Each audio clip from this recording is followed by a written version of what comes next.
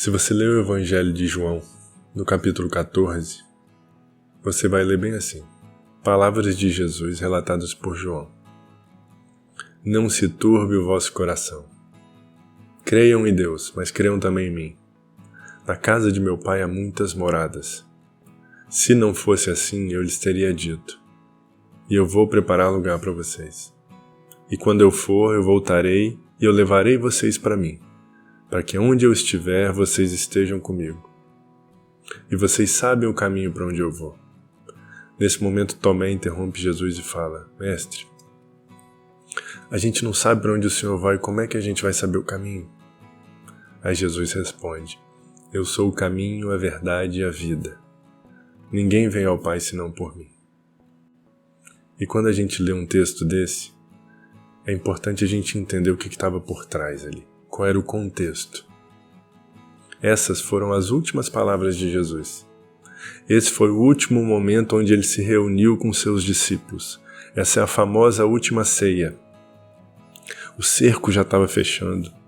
As autoridades, há algum tempo, já estavam armando para poder prender Jesus, para poder incriminar ele.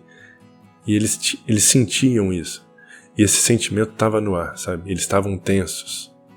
Estavam com o coração apertado. E quando Tomé fala: a gente não sabe para onde o Senhor vai, a gente não sabe o caminho, ele fala: eu sou o caminho. E ele podia muito bem ter dito: eu vou mostrar o caminho, eu vou apontar o caminho, ou eu vou esperar vocês lá na chegada. Não, ele diz: eu sou o caminho. Isso me lembra que Deus está comigo todos os dias. Essa caminhada que ele me chama para andar junto com ele. Não porque eu mereça algo, muito pelo contrário.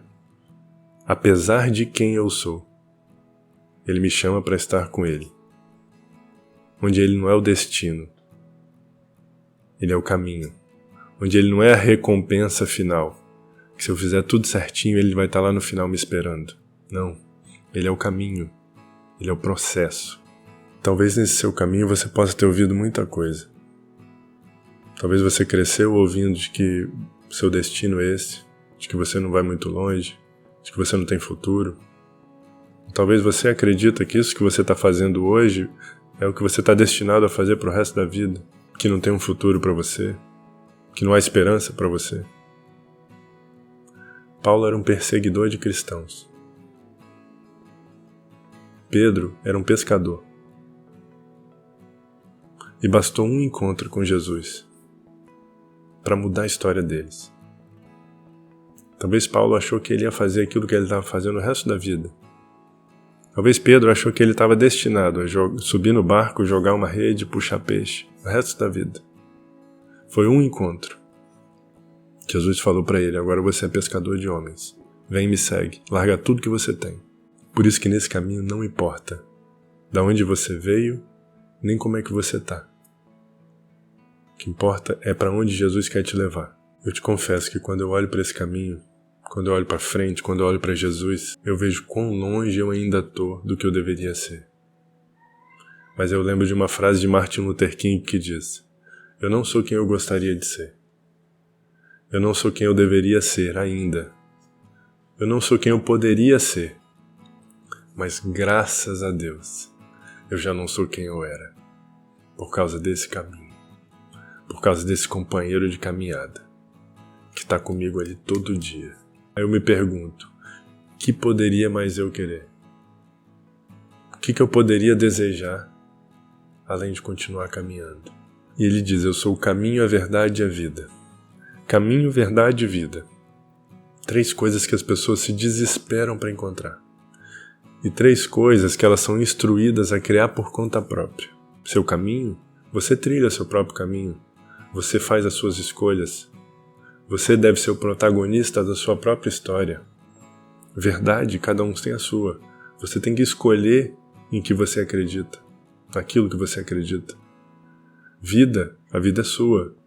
Você tem que cuidar dela, você faz as escolhas para buscar a sua própria felicidade. Isso coloca sobre elas um peso terrível sobre os ombros. O peso da responsabilidade de definir para si um propósito de vida. E o interessante é que a palavra propósito e a palavra design ela tem o mesmo significado. Algo com um design foi algo projetado com um propósito, não foi algo criado aleatoriamente. E a palavra design, designo também, ela é formada por dois elementos. O prefixo de e o termo signo. Signo significa uma marca, um selo, uma assinatura. E de, o prefixo de, significa algo que foi colocado externamente. Ou seja, algo que tem um propósito, algo que tem um design, foi algo que recebeu uma assinatura. Ter um propósito diz menos sobre si e mais sobre aquele que te deu essa assinatura. Fala menos da criatura e mais do autor. Se você quer descobrir o seu propósito, você não cria ele para si.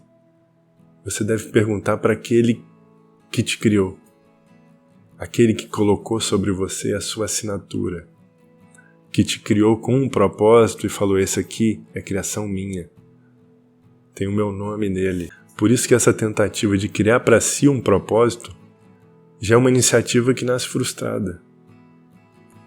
Você quer descobrir o seu propósito, você vai descobrir ele na caminhada com Jesus, onde ele vai te revelando, onde algumas coisas que eram importantes passam a não ser mais, onde algumas prioridades deixam de ser prioridades, onde algumas coisas que você não entendia passam a ser reveladas, onde algumas coisas que antes te causavam ansiedade, agora você tem paz. E ali você vai entendendo quem é você, por que você está aqui, para que você foi criado. E Jesus continua. Ele diz que ele é o caminho, mas ele diz que ele é a porta. Em João 10 ele diz: eu sou a porta, e aquele que entrar por mim será salvo. Entrará e sairá e encontrará pastagem. O ladrão vem para roubar, matar e destruir. Mas eu vim para que tenham vida e a tenham em abundância. Porque o pecado ele faz isso, ele constrói um muro, separando a gente de Deus.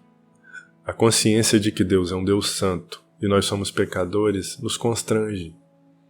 A consciência de que estamos nus perante esse Deus nos envergonha de estar na presença dele, nos afasta. O que eu faço então? Se essa minha natureza pecaminosa me afasta cada vez mais de Deus, tendendo para as coisas da carne. Como eu faço então, miserável e pecador que sou, para mais uma vez poder me reconciliar com esse Deus, para poder me achegar a Ele, para poder transpor esse muro, para poder estar com Ele na eternidade? Aí vem Jesus e diz: nesse muro criado pelo pecado, eu sou a porta. Aí quando tem um monte de gente falando de Jesus, ele vira para os seus discípulos e fala: e vocês? Quem vocês dizem que eu sou? Aí Pedro diz: tu és o Cristo, o Filho do Deus vivo. E Jesus responde: tu és Pedro, e sobre esta rocha, ou seja, sobre esse fundamento, sobre essa verdade, eu edificarei a minha igreja, e as portas do inferno não prevalecerão contra ela. Eu lembro quando eu li esse versículo, eu entendia ele como sendo a igreja um lugar sagrado, um lugar seguro, um refúgio, onde quem estivesse ali dentro não poderia ser tocado pelo inferno, onde o inferno não entra dentro da igreja, onde ali eu estou salvo, eu estou seguro do inferno. Quando na verdade eu aprendi que o entendimento não é esse. Uma vez um professor me ensinou. Ele falou: eu vou mostrar para vocês o que significa: as portas do inferno não prevalecerão sobre ela. A gente estava numa sala, as cadeiras voltadas para frente, o professor, e a porta era na frente também, a gente virado para a porta. E ele falou: vocês aqui dentro são o inferno. Todos vocês estão dentro do inferno. Ele saiu da sala, fechou a porta. De repente ele enfiou o pé na porta. Bum! A porta bateu na parede, quase quebrou a porta. E ele falou: eu sou a igreja. Eu meti o pé na porta. Eu abri a porta.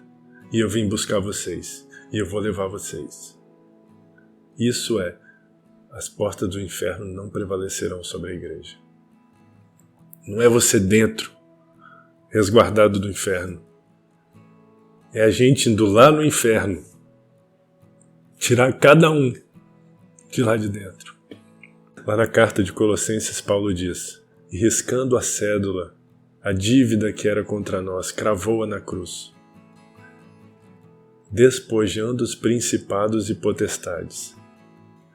Os expôs publicamente e deles triunfou. Paulo diz que pela morte de Cristo o inferno foi despojado. Existe uma batalha espiritual entre o reino dos céus e o reino das trevas. E ele diz que o reino das trevas foi despojado. O que é um despojo?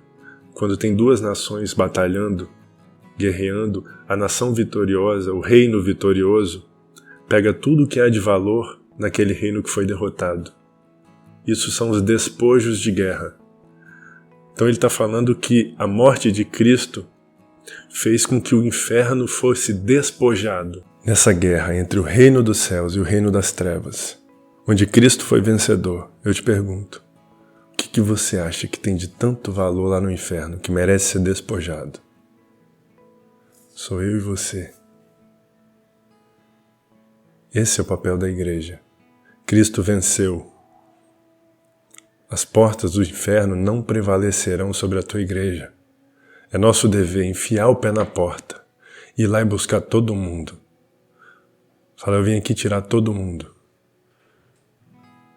Porque Cristo é o Filho do Deus vivo. Ele é o poder para salvar todo aquele que crê. Deus abençoe seu dia.